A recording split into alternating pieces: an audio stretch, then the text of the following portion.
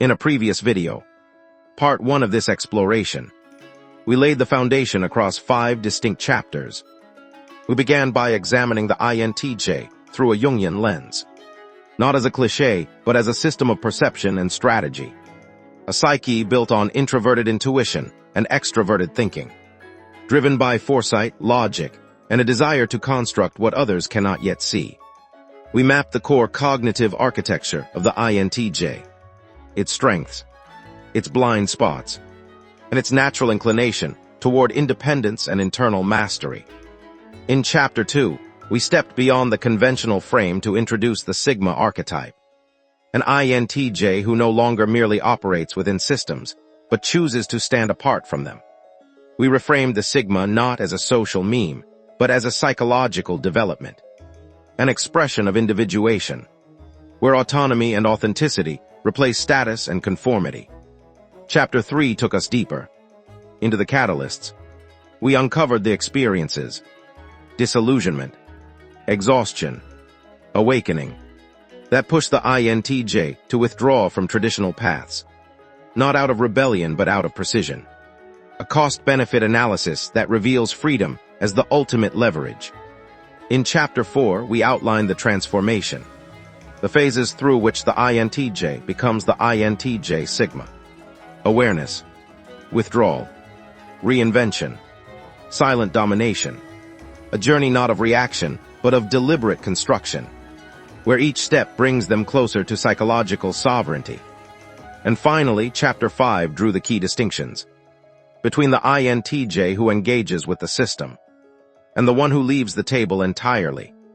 We examined how their approaches to hierarchy, recognition, communication, and power diverge, and how the Sigma's detachment is not absence, but strategy, not weakness, but strength in camouflage. This video begins with Chapter 6 and continues through the remaining chapters of this deeper psychological portrait. We now turn inward to the terrain of shadow, paradox, and silent power. What follows is not merely analysis. It is integration. Let us begin. Central to understanding the INTJ Sigma is appreciating their relationship with what Carl Jung called the shadow, those aspects of ourselves that we have repressed, denied, or disowned, because they conflict with our conscious self-image or societal expectations. Shadow work is essential to Jung's concept of individuation, and for the INTJ Sigma, this integration process takes on particular significance. The conventional INTJ, like most people, often struggles with shadow elements. Despite their logical exterior, they may repress emotional vulnerabilities, deny needs for connection, or push away feelings of inadequacy. They might project these disowned qualities onto others, criticizing emotional decision-making in colleagues, while being unaware of how their own emotions influence their choices, for instance. Or they might experience shadow eruptions during stress, sudden emotional outbursts, impulsive sensory indulgences, or uncharacteristic neediness that seems to come from nowhere. The INTJ Sigma, however, has typically embarked on a more deliberate journey of shadow integration. This doesn't mean they've eliminated their shadow. Jung emphasized that this is neither possible nor desirable. Rather, they've developed a greater awareness of it and found ways to incorporate these disowned aspects into a more complete self-concept. This integration manifests in several key ways. First, the INTJ Sigma often demonstrates a remarkable calm acceptance of their inner darkness. They acknowledge their capacity for anger, their occasional arrogance, their potential for manipulation, or their periods of emotional vulnerability without shame or denial. This isn't about indulging these qualities destructively, but about recognizing them as parts of their psychological makeup that can be consciously managed rather than unconsciously projected. This acceptance creates a profound inner stability. They are no longer at war with themselves, trying to maintain a perfect self-image or deny aspects of their humanity. Second, they typically engage in a deliberate rejection of persona, the social mask that Jung described as our public face, tailored to meet collective expectations. While the conventional INTJ might maintain certain personas for professional advancement or social acceptance, the INTJ Sigma has often shed these adaptations in favor of a more authentic presentation. They no longer feel compelled to appear more extroverted in social settings, more conventional in their thinking, or more emotionally expressive than is natural for them. This rejection of persona isn't about being deliberately antisocial or provocative. It's about conserving the energy that goes into maintaining false fronts and redirecting it toward authentic pursuits. Third, the INTJ Sigma often achieves a unique form of psychological freedom through shadow integration. By acknowledging and working with their shadow aspects, they become less vulnerable to manipulation through shame, guilt, or social pressure. They cannot easily be controlled by threats to their self-image or promises of validation, because they have already confronted their darker impulses and insecurities. This psychological sovereignty is perhaps the most powerful aspect of their shadow work. It creates an internal fortress that external forces struggle to penetrate. How does this differ from typical INTJ shadow work? The conventional INTJ might engage with their shadow primarily to improve functionality or resolve specific issues addressing emotional blind spots to become a more effective leader. For instance, their shadow work often remains goal-oriented and practical. The INTJ Sigma approaches shadow work as an end in itself, a necessary component of their broader journey toward autonomy and authenticity. They integrate the shadow not just to function better within existing structures, but to free themselves from those structures entirely. This shadow integration creates what Jung might call a union of opposites. The INTJ Sigma embodies seemingly contradictory qualities. They can be intensely rational, yet deeply attuned to their values and emotions. They can be fiercely independent, yet capable of profound connection within their chosen relationships. They can be strategically brilliant, yet comfortable with mystery and the unknown. This integration gives them a certain wholeness that manifests as a quiet confidence, an unshakable centeredness that others often find both intimidating and compelling. Have you experienced this journey of shadow integration? Have you noticed how acknowledging your darker impulses, your vulnerabilities, or your disowned qualities actually diminishes their power over you? This is the paradox at the heart of Jungian shadow work. What we resist persists, but what we embrace can be transformed. To better understand the distinction between the conventional INTJ and the INTJ Sigma, it can be helpful to examine how these archetypes manifest in cultural representations. Fiction often crystallizes psychological patterns into characters that embody specific traits and developmental paths, providing us with metaphors that illuminate complex concepts. The conventional INTJ is frequently represented by characters who operate within systems, even as they seek to master or transform them. Consider Walter White in the early seasons of Breaking Bad, a brilliant strategist using his intelligence to navigate and manipulate existing structures for his own ends. Or think of characters like Elon Musk, though real, often portrayed in media as an archetypal figure, who work within established fields and institutions, even as they disrupt them. These figures represent the INTJ who recognizes the flaws in the system, but chooses to engage with it, to understand its mechanics and leverage them toward their own vision. The INTJ Sigma, by contrast, is often portrayed through characters who have stepped outside conventional structures entirely. Geralt of Rivia from The Witcher embodies this archetype, a highly competent loner who operates according to his own code, largely detached from political hierarchies or social expectations. Batman, particularly in the Dark Knight trilogy, represents another variation working in the shadows, outside official channels, guided by his own principles rather than external authority. These characters don't seek to climb hierarchies or gain conventional recognition. They create alternative paths that allow them to pursue their objectives with maximum autonomy. The key distinction in these cultural representations lies in their relationship to existing structures. The conventional INTJ operates within or manipulates the system. They might bend the rules, find loopholes, or rise to positions where they can implement changes, but they remain engaged with established frameworks.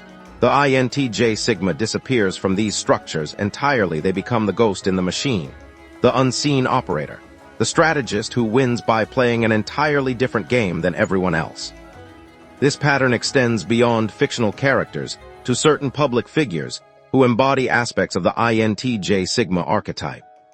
While personality typing of public figures is always speculative, individuals like Keanu Reeves project what might be called a cool loner energy, successful by conventional metrics, but seemingly detached from the typical trappings of celebrity, operating according to their own internal compass rather than industry expectations.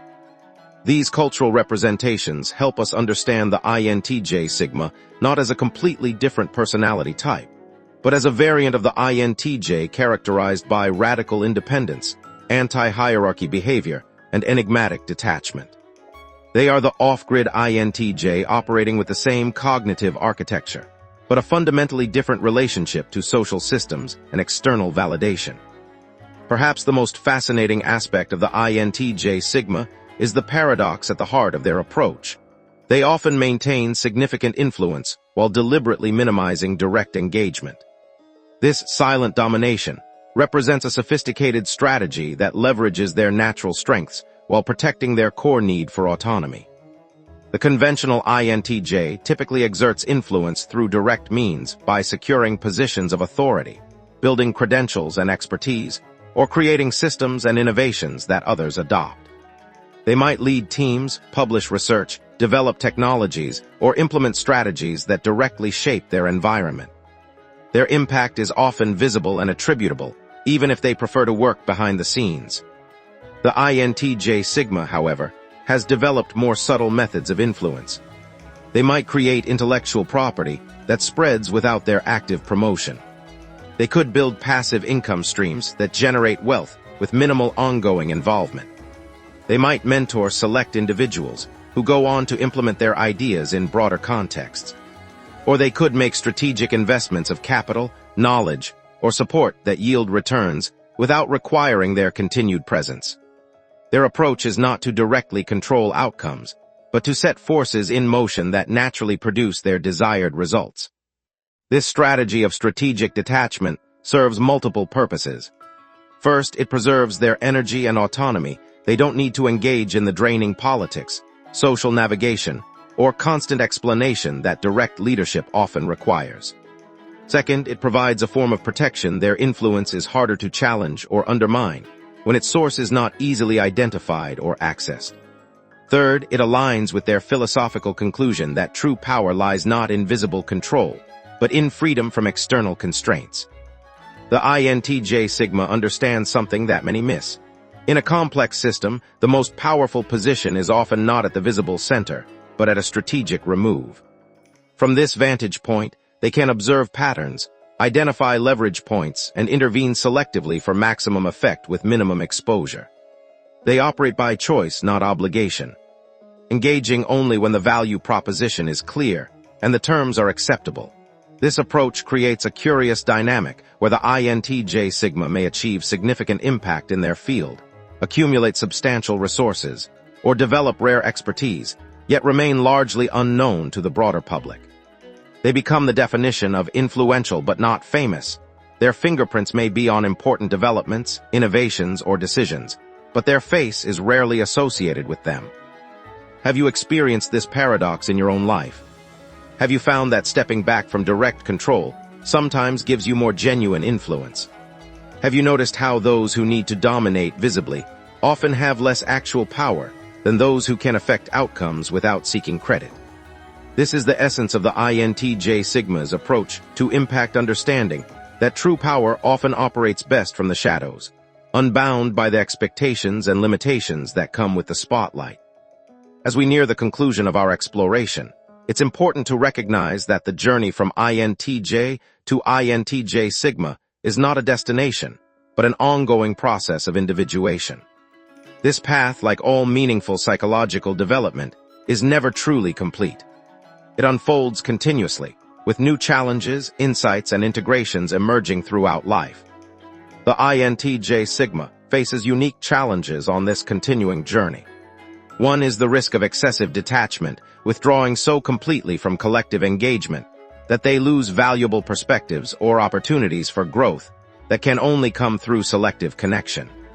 Another is the potential for their strategic distance to harden into rigid isolation, driven more by unacknowledged fear or pain than by conscious choice.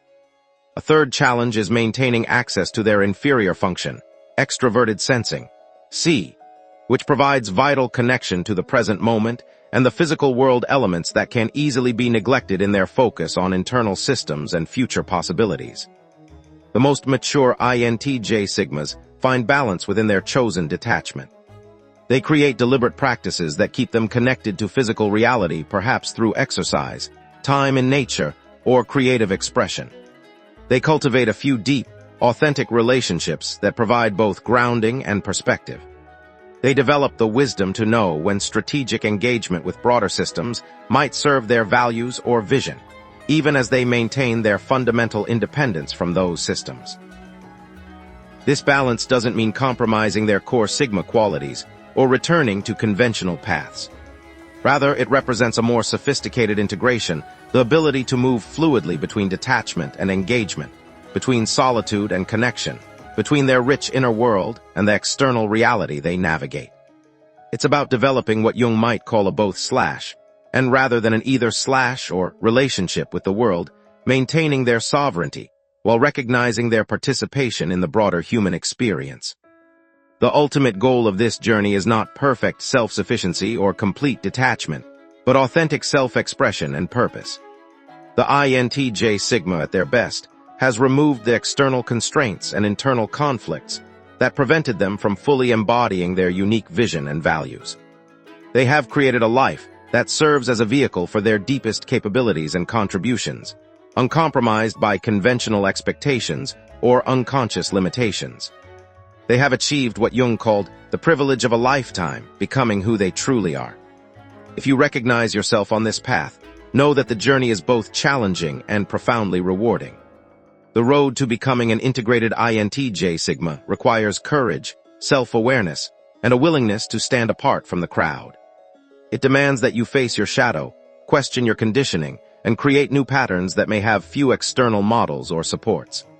But it offers in return a rare form of freedom, the freedom to live according to your own internal compass, to contribute from a place of authenticity rather than obligation, and to experience the quiet power that comes from true self-sovereignty. We began our exploration with the INTJ, the architect of thought, the visionary strategist, and followed the path that some take toward becoming the INTJ Sigma, the lone strategist, the ghost in the system. We've examined the catalysts that spark this transformation, the phases through which it unfolds, and the key differences that emerge. We've delved into the shadow work that enables this evolution, and considered how this archetype manifests in cultural representations. We've explored the paradox of influence without engagement, and reflected on the continuing journey of integration. What emerges from this analysis is not a prescription or a hierarchy, but a deeper understanding of a specific developmental trajectory available to those with the INTJ cognitive architecture. The INTJ Sigma is neither better nor worse than the conventional INTJ. They represent different adaptations to different priorities and realizations. Some INTJs may find their greatest fulfillment and contribution through strategic engagement with existing systems. Others may discover that their authentic path lies in creating alternative structures outside conventional frameworks. Many will occupy various points along this spectrum at different stages of life or in different domains. The value in understanding this distinction lies not in labeling or categorizing, but in recognizing the possibilities for growth and authentic expression. For the INTJ who feels increasingly at odds with conventional paths, who senses that their energy and potential are being drained by systems that don't serve their deeper purpose, the Sigma path offers a framework for understanding and navigating their experience. It provides validation that their desire for radical autonomy isn't necessarily antisocial or dysfunctional, but may represent a valid expression of their psychological makeup and values. From a Jungian perspective, what we're witnessing in the INTJ Sigma is a particular manifestation of the individuation journey, one characterized by a decisive break from collective norms in favor of self-defined purpose and meaning. It's a path that requires courage, self-awareness, and a willingness to stand apart. But for those whose authentic self calls them in this direction, it offers the possibility of a rare form of psychological freedom and integrity. As you reflect on your own journey, whether you identify as an INTJ or simply find resonance with these patterns, Consider where you stand in relation to the systems and structures that shape your life.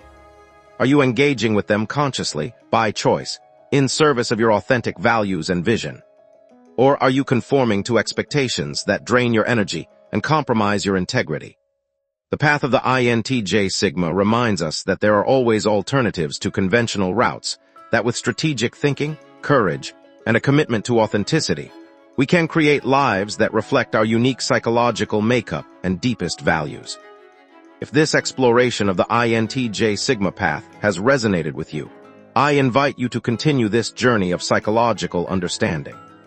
Each personality type contains multitudes, variations, evolutions, and unique expressions that go beyond simple categorization. By delving deeper into these nuances, we gain not just self-knowledge, but a richer appreciation for the diverse ways human potential can manifest. Subscribe to join me in future explorations of the human psyche, as we continue to unravel the complex patterns that shape our minds, our identities, and our paths through life.